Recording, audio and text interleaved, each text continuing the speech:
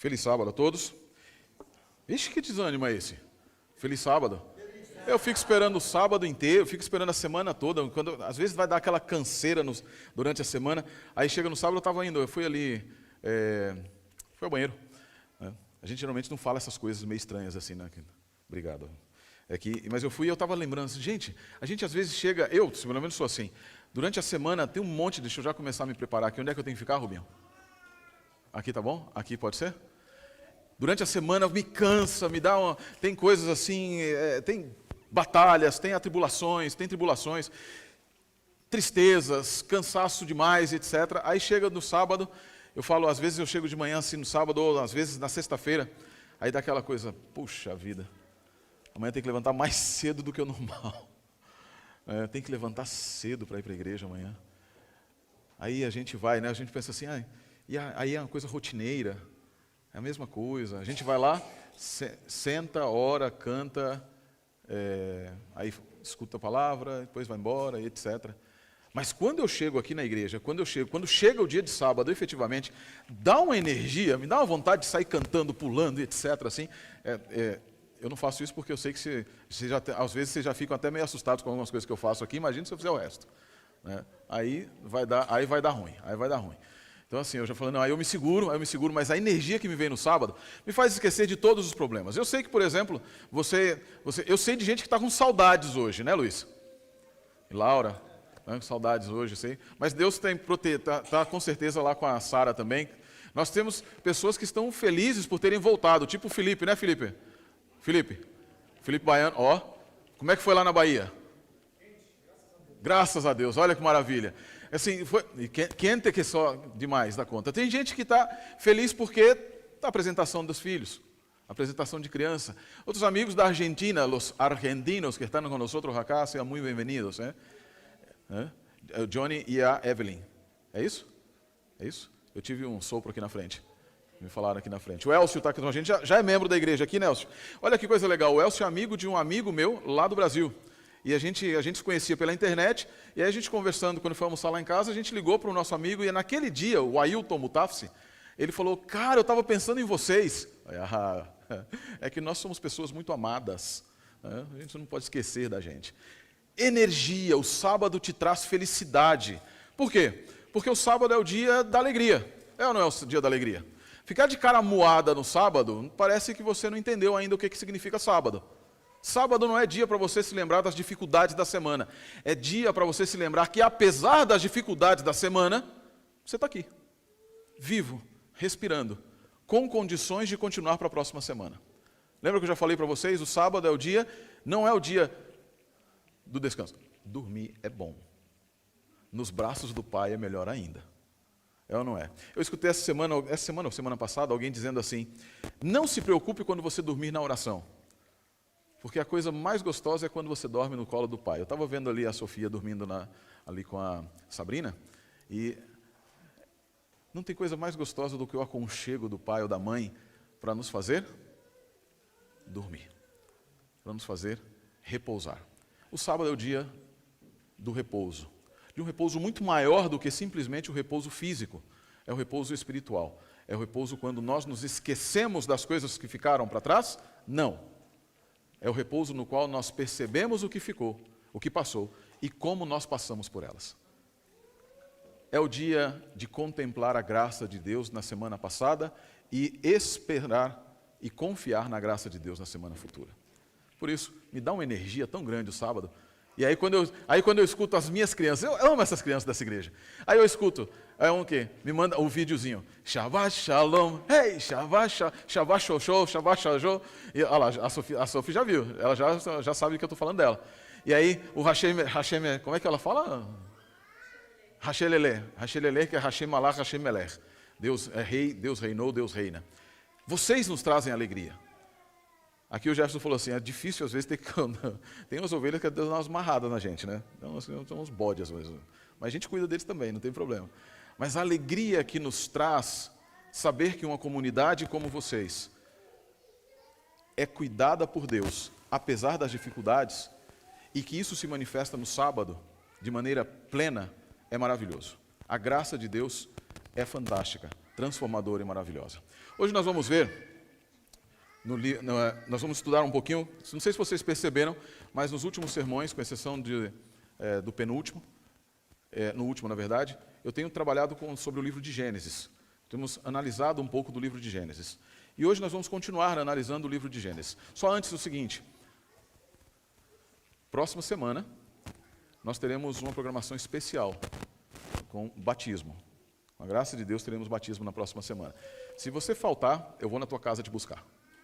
E vou te rebatizar, porque está precisando. Inclusive o pessoal que estiver lá em Longbourn também. Tá bom? Então semana que vem é uma programação muito especial. Nós vamos estudar hoje um tema que é o que aparece no livro de Gênesis. Vocês perceberam pelas nossas leituras, que está relacionado com o dilúvio.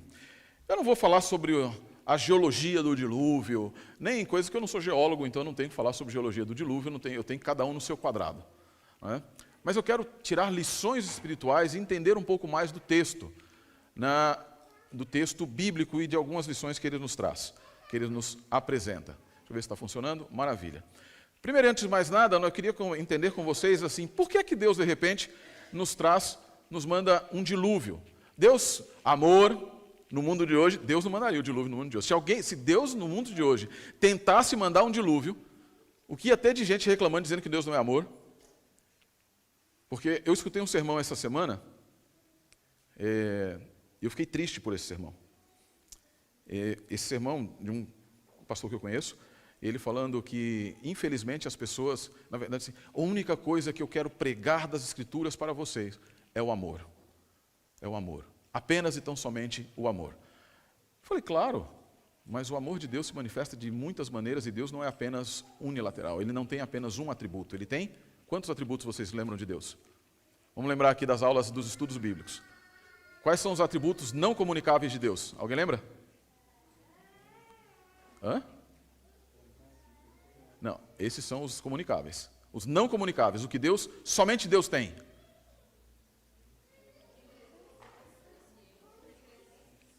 Onipresença, onipotência, onisciência. E quais são os atributos comunicáveis?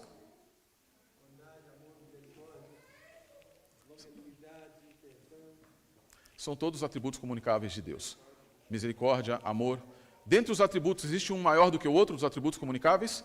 Em Deus, existe algum atributo que é maior ou mais importante do que os outros?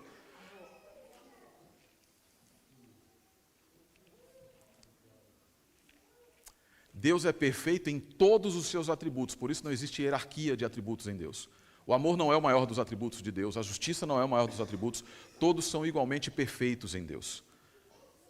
Todos são igualmente perfeitos. É porque Deus se apresenta a nós da maneira que é mais fácil de nos aproximar. Qual é a maneira mais fácil de se aproximar de nós?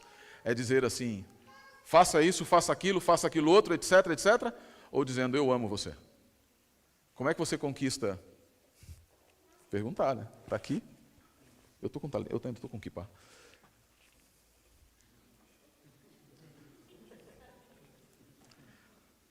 Conta o segredo pelo qual você conquistou a Laurinha. Você chegou para ela e falou assim, vamos almoçar? Ou falou, e aí? Gostei de você. Declarações de amor são mais poderosas do que a declaração de quem eu sou, efetivamente. É muito mais fácil você você receber uma mensagem de alguém que primeiro e antes de mais nada fala a você do que você representa e de quanto você representa para ele. De como você o cativa. É por isso que Deus faz declarações a respeito de amor para conosco, mas Deus é perfeito em todos os seus caminhos, em todos os seus atributos. Por isso não existe hierarquia. O maior atributo de Deus é ser Deus. Esse é o maior atributo dele. Agora, o Deus Todo-Poderoso, de repente, que Criador dos céus e da terra, que nós vimos, que amou e que ama e etc., de repente manda um dilúvio. Quais as razões pelo dilúvio? Quais são as razões que nós podemos encontrar para o dilúvio? Vamos abrir a Bíblia lá no livro de Gênesis, capítulo 6. Capítulo 6.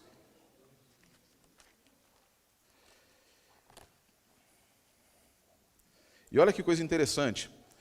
Verso 1 diz, quando os homens começaram a ser numerosos sobre a face da terra, eles nasceram filhas.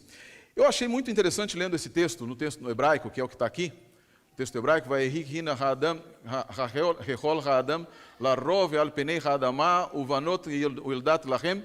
que diz, na verdade, a palavrinha que você vê no seu texto dizendo começaram, a ideia de começar não está no texto. Essa palavra que na sua Bíblia está dizendo começou, é essa palavrinha em vermelho aqui, rechel, que significa contaminar, significa poluir. O que o texto está dizendo aqui, então? Olha que interessante.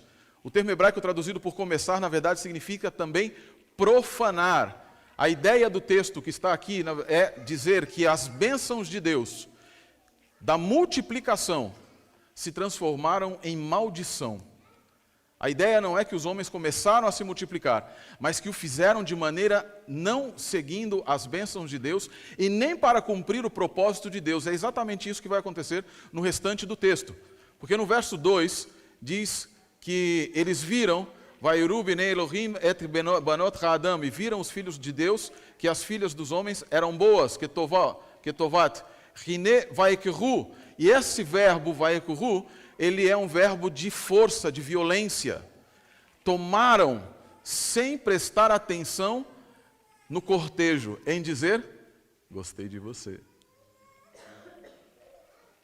Tomavam a força. Em outras palavras, eles não estavam cumprindo o objetivo primário de Deus com o relacionamento, com o casamento, que era a união entre o homem e a mulher. Eles tomavam, e o interessante é que no finalzinho eles dizem aqui, Mikol Asher Baharu, de tudo aquilo que eles queriam, de todos aqueles que eles queriam.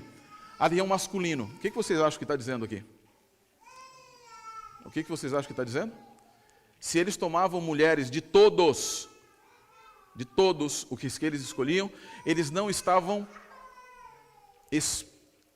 como é que a gente chama em português mesmo? Como é que fala? Namorando. A expressão utilizada aqui não indica que eles estivessem tendo relacionamento saudável, mas estavam com imoralidade. Eles tinham relacionamentos com todas aquelas pessoas que eles queriam. E os judeus, os rabinos antigos, eles diziam o seguinte, Rashi, um grande rabino, disse que pelo uso do masculino aqui, o autor bíblico estava querendo indicar que eles tomavam como mulher todos aqueles que eles queriam, se fossem homens, mulheres ou animais. Olha o nível da imoralidade que eles estavam vivendo. O nível da imoralidade que eles estavam dizendo. E a senhora White, no livro do Patriarcas e Profetas, fala desse tempo como um tempo de profunda imoralidade, efetivamente. Chega a falar a respeito da amálgama. Alguém já ouviu falar de amálgama? A senhora White falando sobre isso? Seres que não entraram na arca porque eram resultados de amálgama. Houve amálgama entre homens e bestas. Eu não digo que seja esse o significado, mas a tradição judaica diz que efetivamente havia nesse período esse tipo de comportamento. O Mikol Asher Baharu significa que como mulher, para relacionamento, eles utilizavam mulheres, e eu disse a palavra utilizavam aqui de maneira proposital. Não é porque eles escolhiam ter um relacionamento saudável, conforme o mandado por Deus, mas eles tomavam as mulheres e as utilizavam. Outros mais fracos, fossem homens, também assim era, de acordo com a tradição judaica. Veja que momento ruim, que horrível, que tempo horroroso aqueles que eles viviam. E a gente já vai chegar a gente pode falar assim, uau, que legal, nossa, que horror aquele tempo, que péssimo aquele tempo. Aquele tempo. E nosso tempo, está pior, está melhor ou está pior? Tá igual? Tá o quê? Tá pior. Muitas vezes pior. Porque hoje, sinceramente, nós não temos apenas, naquela época era só o Mikol. Hoje já tem o alfabeto inteiro. A imoralidade sexual, a imoralidade e a porfíria, né? Ela foi abominável para Deus. E Deus coloca de forma muito clara que o dilúvio tem como principal causador a imoralidade sexual naquele tempo. Não são os filhos de Deus não são. E aí o ponto interessante que a gente vai ver aqui, logo adiante. Não, na verdade é aqui mesmo. Os filhos de quem se encheram de luxúria? Se encheu de luxúria? Eram os filhos dos homens que se encheram de luxúria? eram homens ímpios e etc., que se encheram de luxúria? Quem era? O texto diz que os filhos de Deus, aqueles que professavam ser filhos de Deus, os filhos de Sete, aqueles que estavam nos montes, olharam e se deixaram influenciar e se deixaram encantar pelo tová, pela beleza física das mulheres e das mulheres, as filhas dos homens que estavam no vale. E quando a Bíblia fala apenas das mulheres, dos homens e das mulheres ali, não significa que também meninas, mulheres do povo de Deus também não se encantassem pelos meninos, pelos aqueles que estavam lá, os filhos dos homens. Mas eles se encantavam e deixavam os seus princípios de lado. Deixavam o chamado de Deus de lado. A sua mente era completamente embevecida pela beleza da outra e pelo oferecimento do outro. Por quê? Porque eles viviam em um mundo de completa luxúria. E quem é que deixou passar os seus princípios?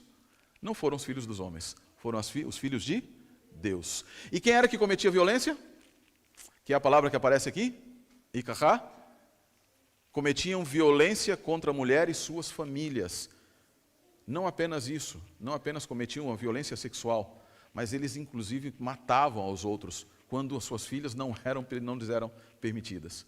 O texto bíblico indica que a forma de tomar era através da violência e não do diálogo. Era um relacionamento doentio, um relacionamento não santificado. Por isso começa o texto dizendo que os homens se multiplicaram, e por se multiplicar, profanaram a terra. Por último, das razões do dilúvio, os seus pensamentos eram maus e pensavam apenas em crime. E no contexto, os crimes eram principalmente crimes de imoralidade sexual. Crimes de imoralidade sexual. Eu acho que a gente está vivendo num tempo bastante parecido. Acho que a gente está vivendo num tempo bastante parecido, bastante pior, inclusive. E todos os crimes que dali adivinham. A ideia da narrativa do dilúvio, no capítulo 6, tem a ver com a reversão de tudo aquilo que Deus havia feito lá na criação. Quer ver? Vamos dar uma olhadinha aqui. Se no princípio Deus diz que a multiplicação é uma bênção, está lá em Gênesis 1, 28, você vai ter que a multiplicação é profanação. O fato do ser humano haver se multiplicado passa a ser uma profanação da terra. Por quê? Porque não se multiplicaram de acordo com as bênçãos de Deus. Por quê? Não aceitaram o mandato de Deus. Homem e mulher devem ser... No objetivo de Deus, a mulher foi criada, naquele tempo a mulher foi criada, qual é a expressão que é utilizada ali?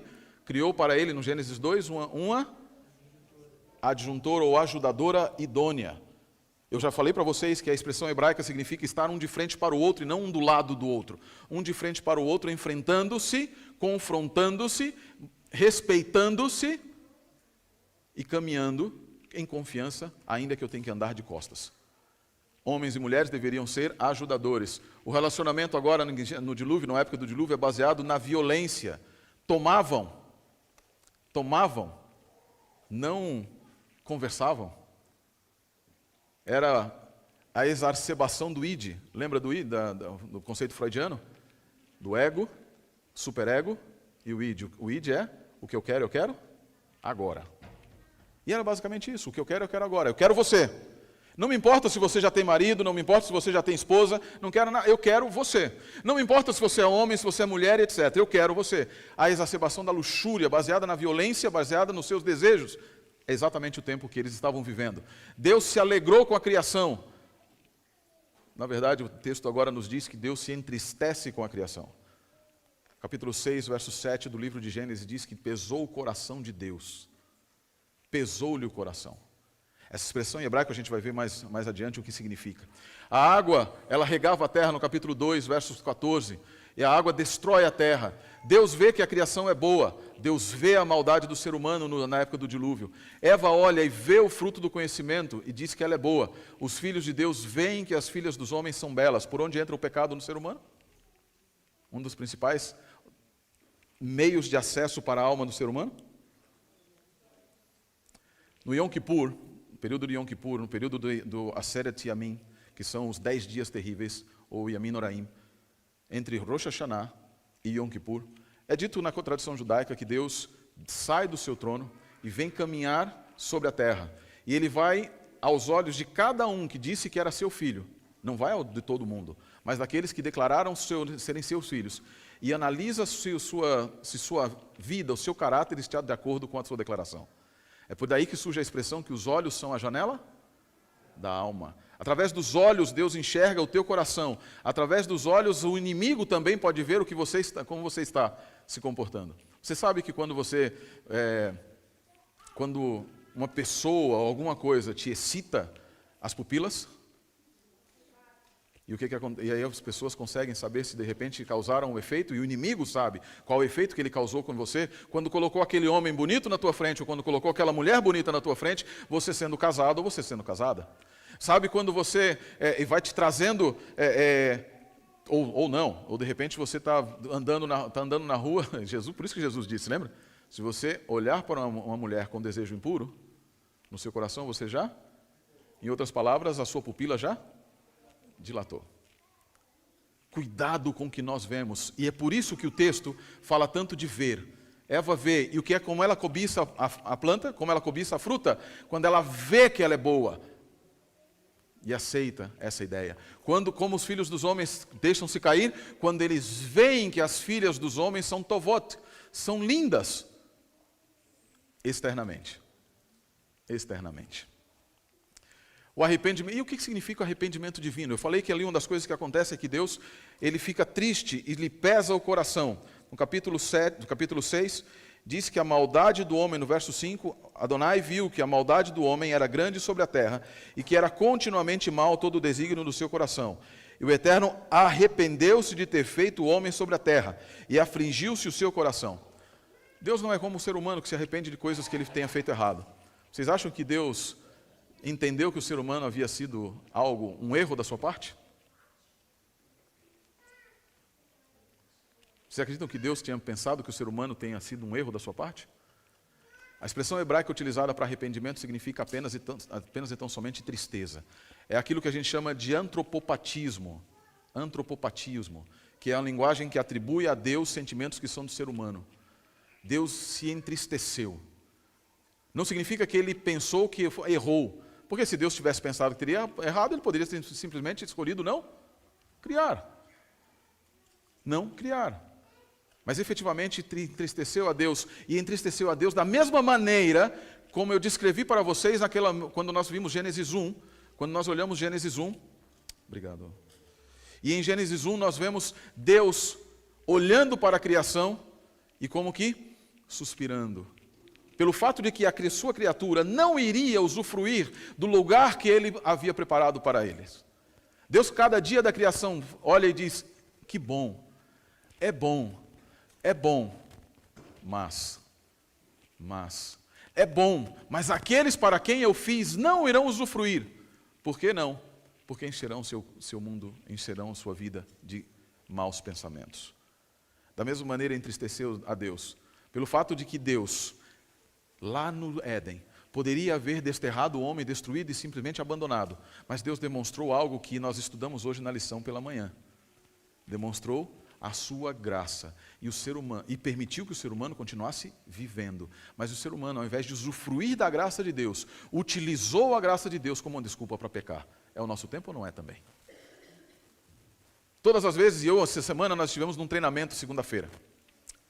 Estou falando rápido ali? Estou falando muito rápido? Estou falando muito rápido. Muito rápido. Bueno. Você não está sentado do lado de Deus para traduzir lá. Traduzir algo. Não tem problema não. Depois nós outros vamos falando tranquilo. Vou falar mais devagar agora. Bueno, dale. Se passa algo, poder levantar a mão e dizer, che, parar um pouco a moto, che. Parar a moto, che.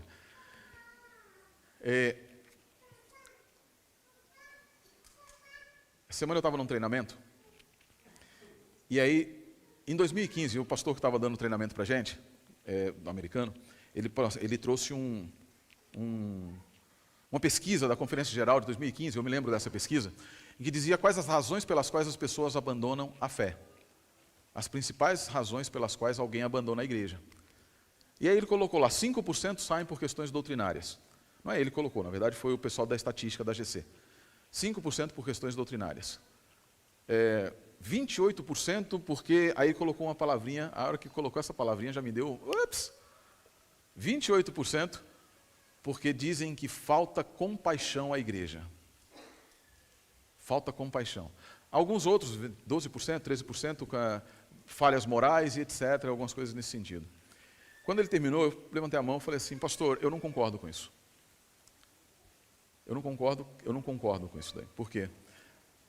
Porque a maior parte das pessoas que dizem que falta compaixão à igreja, eu não estou dizendo que todos, mas muitas, a grande maioria, ela fala que diz que falta compaixão, mas é uma maneira de dizer, as pessoas não aceitam os meus pecados.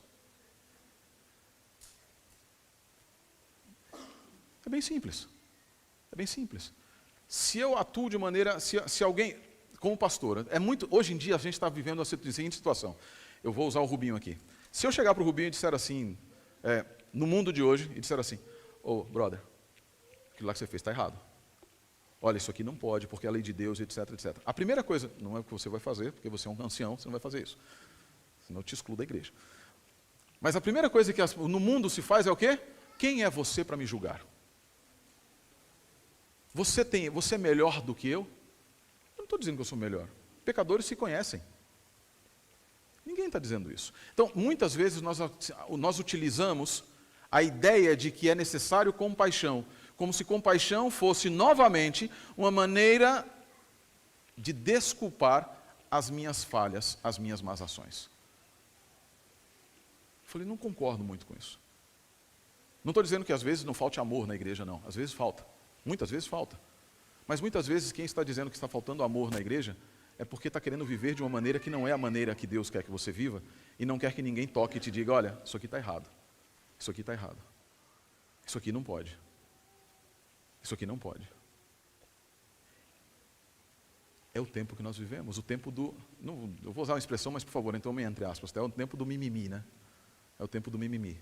Ninguém quer que alguém te diga que está errado. Mesmo que seja a palavra de Deus. A palavra de Deus hoje tem que submeter as falhas. Eu até brinquei lá com a gente. Nós hoje estamos buscando to unseen the sin. Despecaminalizar o pecado. Para que a pessoa possa viver e encontrar a compaixão dentro da igreja. Despecaminalizar o pecado. Para que ela possa dizer, essa igreja me ama. O Deus que me ama não vai me acusar. Uma cantora que vocês todos conhecem no Brasil, disse que Deus jamais vai te proibir de você fazer alguma coisa. Eu me recordo uma vez que uma pessoa disse, Deus não castiga. Eu mostrei Apocalipse 3 para ela, quando diz assim, eu repreendo, eu castigo e educo aqueles que eu amo. Não, nós discutimos nas lições da semana, do trimestre passado, qual é o significado de temor a Deus, e nós ficamos assim, e eu fico preocupado com a tentativa de diminuir aquilo que efetivamente é o temor de Deus. Ao invés de dizermos temor é medo de Deus, efetivamente, mas o verdadeiro amor lança fora o temor, não, nós queremos diminuir o temor e dizer, não, temor é reverência, temor é adorar, temor é isso, temor é aquilo, aquilo outro, quando nenhuma vez na Bíblia temor é isso. Temer é ter medo. As 3 palavras hebraicas utilizadas no Antigo Testamento para temer significam pavor. A palavra grega utilizada, phobos, no Novo Testamento, significa pavor. O Salmo 119, 120, diz que diante de Deus eu estremeço. Devo estremecer. Quem de nós é melhor do que Davi? Quem de nós é melhor do que Jó? Quem de nós pode dizer que diante de Deus, eu não tenho medo de Deus, como eu escutei um pregador lá do Brasil essa semana. Eu não tenho mais medo de Deus. Eu falei, você está no sal, meu amigo. Está no sal. Eu tenho tanto medo que eu me aproximo da sua cruz, que me aproximo da cruz, porque eu sei que a cruz de Cristo é o guarda-chuva da graça, porque fora dela o que vai me acontecer é que eu efetivamente não tenho nada para dizer para Deus, eu mereço. Sem Cristo eu não sou nada. Em Cristo eu não preciso temer a Deus, mas fora de Cristo eu tenho que ter pavor de Deus. Pavor de Deus. Essas são maneiras que nós vemos o texto. E hoje as pessoas não querem mais ver. Nós queremos assim, Deus se entristeceu. Nós queremos dizer, não, Deus se arrepende. E não significa nenhum tipo de mudança moral em Deus, mas apenas e tão somente tristeza. Tristeza, por quê? Porque mais uma vez, o ser humano que Ele criou, amou, demonstrou cuidado, desdenhou da sua graça. Desdenhou da graça de Deus. É o nosso tempo ou não é? Não é exatamente o nosso tempo? Não é exatamente o momento em que é exatamente igual? Se vocês acham que Deus sente ou não sente uma tristeza profunda pelo tempo que nós estamos vivendo, pela falta de comprometimento com Ele. Mas a mensagem não pode terminar dessa forma tão pesada, né? E não termina realmente. Há um texto maravilhoso no texto bíblico, há um momento maravilhoso no texto de Bíblia que diz assim, ó, verso 8: mas Noé encontrou graça aos olhos do Eterno. E aí você pode dizer, não, Noé encontrou favor imerecido, etc. Mas não é isso que está no texto. Noé era um homem perfeito. A Bíblia descreve como justo e perfeito. Tam et vetzadik. Ele era um homem perfeito no que diz respeito ao seu relacionamento com Deus. Taman, que vem do verbo perfeito, fazia tudo de acordo com o que Deus pedia. E tzadik, ele se comportava de maneira perfeita. Ele era uma luz no meio daquela escuridão. Ele era alguém que as pessoas olhavam e diziam, uou, peraí, aquele homem tem alguma coisa diferente. Aquele homem tem alguma coisa diferente. Não gostavam dele por causa disso. Na verdade, eles odiavam Noé. E a gente vai perceber isso na história inteira. Por quê? Porque a justiça de alguém que é baseada na sua perfeição de caminhar com Deus, é uma denúncia do pecado, da pecaminosidade, do crime, da violência do ser humano. Eu brinco sempre com... Eu vou falar do Rubinho de novo, mas eu brinco sempre com o Rubinho, ele sempre pega no meu pé. Ele pega no meu pé por algumas coisas e eu não vou ficar falando o que é. Não vou falar. Mas a Nilza, oxe, repare. Ela falou assim, na verdade, você pega no pé de todo mundo também. Eu escutei. Cara, o ouvido tuberculoso é terrível, né? Mas assim, existem coisas... Nós tivemos uma pregação há um tempo atrás aqui, o Rubinho pregou, sobre o modelo de vida adventista. Sobre filosofia de vida adventista. O Rubinho ainda está na igreja pela graça. Porque em alguns lugares, uma pregação daquela teria feito o quê? Teriam te expulsado o Rubinho, entendeu? Ele não serve para ser ancião. Por quê? Porque declarar que você tem que se comportar de uma determinada maneira no mundo de hoje é dizer, joguem as pedras. Joguem as pedras. Pode jogar pedra. Dizer que você é cristão e que você quer viver o cristianismo de acordo com o que Deus manda e não de acordo com o que eu determino ser o cristianismo, é dizer para o mundo, pode jogar pedra. É loucura. É loucura. Noé era assim. Noé, ele era um pregador da justiça mesmo antes que houvesse a pregação do dilúvio. Ele pregava a justiça de Deus, a justiça de um Deus que ama. Que ama. E porque ama, envia alguém que pregue. E porque ama, te dá advertências. E por causa disso ele encontra graça diante de Deus. A graça nesse texto é a palavra hebraica ren, que é o resultado de viver santamente.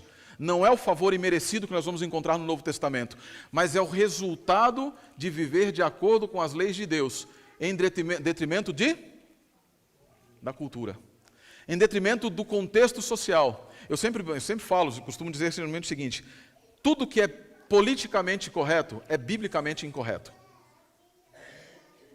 Viver na cultura do politicamente correto, com medo de ser cancelado, te coloca em risco de ser cancelado do livro dos céus. Tome cuidado com isso. O verdadeiro medo do cristão não é o medo de ser cancelado no Facebook ou em qualquer outro lugar, mas ser cancelado, ter o seu nome riscado, como a palavra que aparece aqui, que Deus riscou o homem. Riscou o homem do seu livro. Esse é o medo que nós precisamos ter. Não é a sociologia, não é a filosofia, não é a psicologia, não é absolutamente nada que determina o teu caminho, que determina para onde você tem que ir e nem como você deve ir. É a palavra de Deus.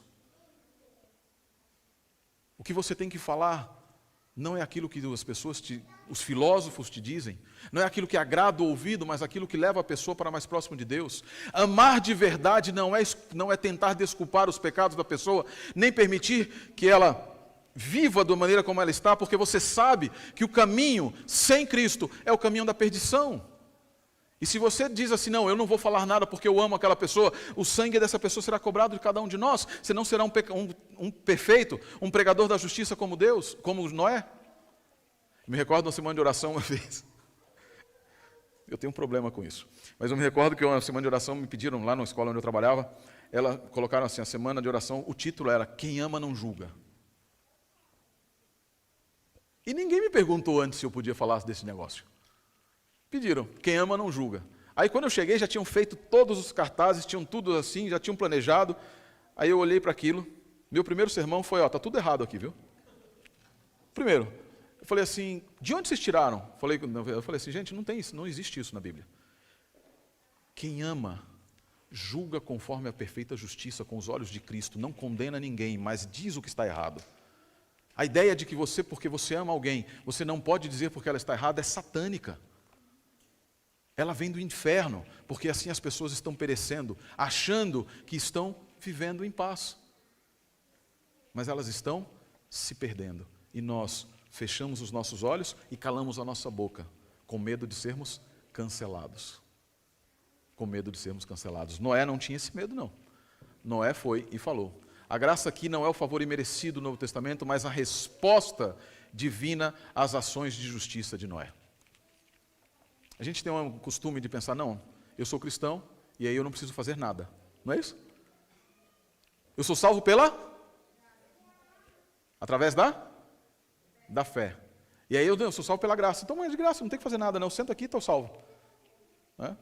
Estou salvo, para sempre salvo, estou bem salvo e tal. Mas o que significa fé na Bíblia? Eu já falei para vocês alguma vez? Fé é fidelidade. Fé é ser fiel efetivamente. A palavra hebraica emuná significa não o que eu creio, mas como eu atuo, como eu vivo. Em fidelidade é uma aliança que eu disse viver. Isso é filosofia de vida. Isso é verdadeira filosofia de vida.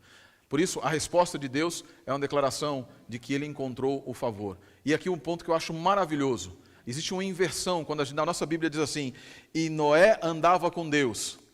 No hebraico, aparece invertido, uma proposição da ordem natural. Em nosso texto, Noé andou com Deus, mas no texto hebraico, é Deus quem anda com Noé. E se diz efetivamente, et Adonai hitchalech Noah, andou, caminhou com Noé. E essa expressão, hitchalech, significa caminhar junto, com vontade, com desejo. Eu quero estar com você. Mas ela é reflexiva. Noé também queria estar com Deus. E como ele refletia isso? Agindo, atuando, vivendo, de fato. E aí vem o dilúvio. Vocês lembram o que acontece com o dilúvio? O dilúvio é um fenômeno global. Isso aqui eu vou passar mais rapidamente, mais para a gente, só para colocar no contexto. É um fenômeno global. Causou, e ele foi tão poderoso que causou o deslocamento da crosta terrestre. Até aquele tempo, de acordo com os geólogos criacionistas, nós tínhamos a Pangeia, era a Pangeia, mas aí com o dilúvio ocorre a separação dos continentes e o início da deriva continental. Existe um vídeo muito legal do professor Naor eu posso passar para vocês, em que ele descreve isso. Foi tão fenomenal que ficou gravado na memória coletiva do ser humano. Em todas as culturas do mundo existe a história do dilúvio. A história do dilúvio, seja com Utnapishtim, seja no Enuma Elish, seja na China. Pra vocês terem só uma ideia. Olha que legal isso aqui. Existe um livro chamado O Evangelho no Alfabeto Chinês. Já ouviram esse livro? Esse livro é fantástico.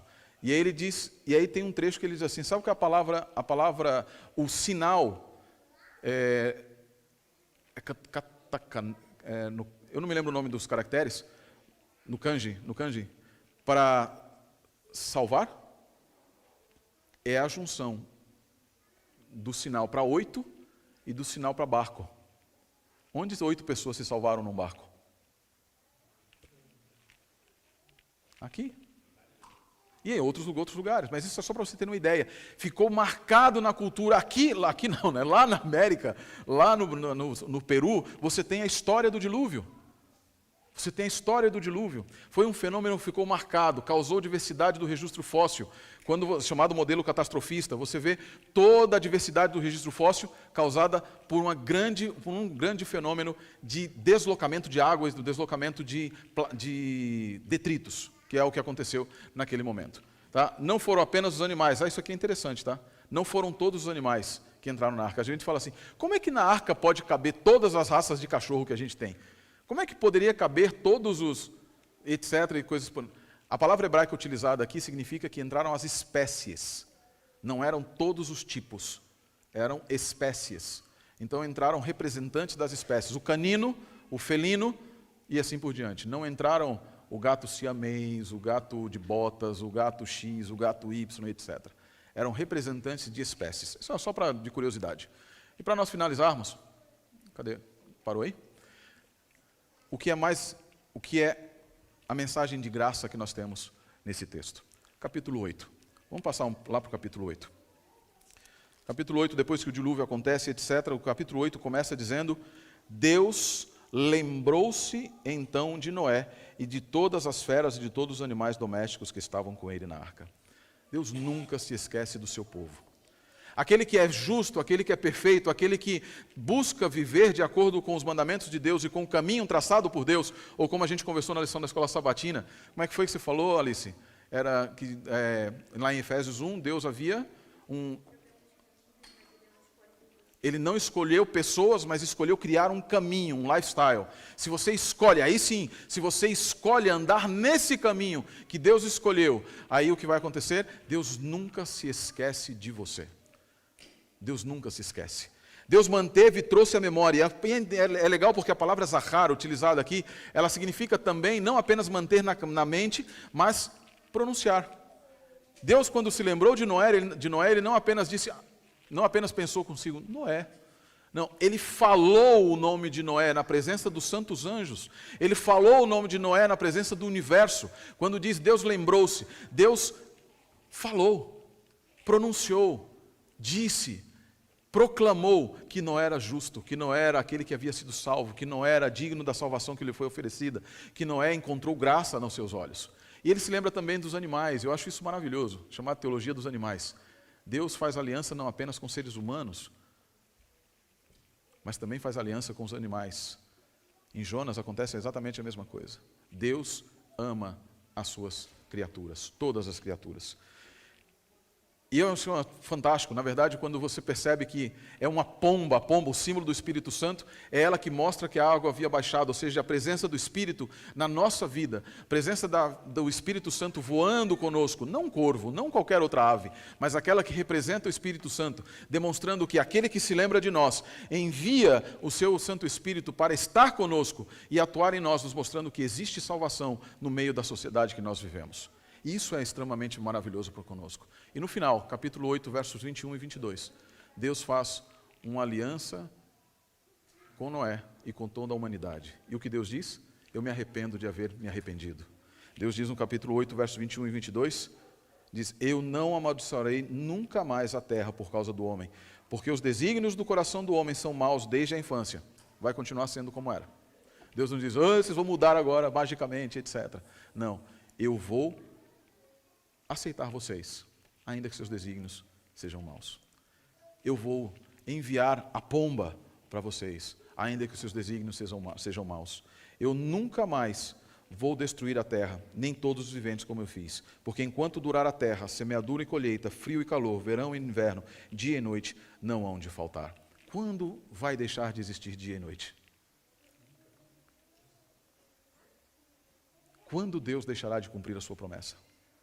O livro de Jeremias, capítulo 31, diz que, no enquanto, Deus nunca deixará de cumprir sua promessa para com o povo de Israel, porque noite e dia nunca faltarão.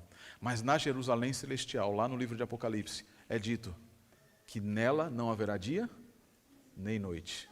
Nem dia, nem noite. Não porque agora Deus está livre para cumprir, para destruir o ser humano, mas porque o ser humano deixou de ser pecador, criminoso, imoral, mas vai atuar como Noé, santo, perfeito, justo e que viverá eternamente com Deus. A graça de Deus no dilúvio se mostra grandiosa. Deus podia haver destruído o ser humano ali, deixado para lá e etc. Mas Deus presta atenção nos seus mínimos detalhes, nas suas mínimas ações. Seus pensamentos não escapam a Deus. Ele diz: os pensamentos do homem são maus em seu coração. Mas ele também disse: Noé achou graça, ele era perfeito, porque os pensamentos de Noé eram perfeitos também. Seus pensamentos como estão? Como estão os teus pensamentos? Mas mais do que os teus pensamentos, como estão tuas ações? Você tem entregue a vida nas mãos de Cristo? Tem convidado Jesus para ser efetivamente um companheiro constante em tua jornada? andando pelo caminho que Ele traçou, andando pelo caminho que Ele caminhou, buscando perfeição, não porque você consegue, mas porque Ele conseguiu?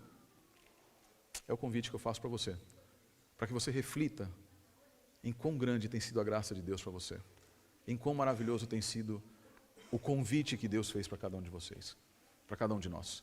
Não existe lugar para onde nós possamos fugir e que Deus não nos alcance também com a sua graça.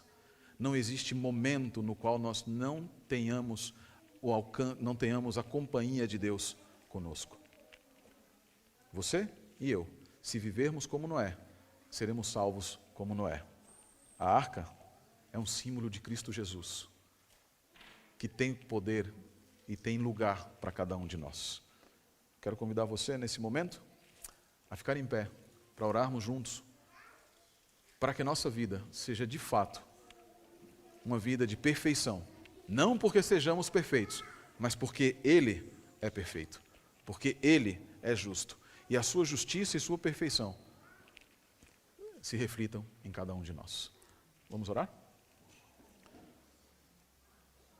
Ó Adonai, Deus de Israel, nosso Criador e nosso Senhor, nós te agradecemos, Pai, pelas tuas bênçãos e pelo teu cuidado em nossa vida. Te agradecemos pelas histórias e pelas lições que nos vêm desde a tua palavra. Mesmo em momentos de tristeza, de aflição e de histórias estranhas e histórias de destruição como o dilúvio, nós podemos contemplar a tua graça. A graça de um Deus que se lembra de nós, a graça de um Deus que seca a terra, a graça de um Deus que envia emissários para nos declarar a tua justiça, e a graça de um Deus que nos torna emissários da declaração da tua justiça e da tua perfeição. Que a tua graça esteja em nosso coração, e que pelo poder da ação do teu Santo Espírito, aquela pomba que voou e que trouxe esperança para a família de Noé, e trouxe certeza para a família de Noé, que da mesma maneira, o Espírito voando em nós, em nosso coração, nos traga a certeza de que dentro em breve, a arca de Cristo Jesus irá pousar em um monte, o monte de Sião, e nós habitaremos por toda a eternidade, livres do pecado, das influências, da cultura, da dor, da depressão, da tristeza, da separação, de todas as coisas que nos causam aflição, porque viveremos contigo nas mansões celestiais. Que esta igreja esteja toda lá, que todos nós estejamos, e que todos nós contemplemos a tua face, e que o Senhor também sinta o cheiro agradável, não de um sacrifício que nós faremos, mas do sacrifício que Cristo fez, e que o Senhor também declare a aliança eterna para conosco quando entrarmos nas mansões celestiais. É o que nós te pedimos, em Cristo Jesus. Amém, Senhor.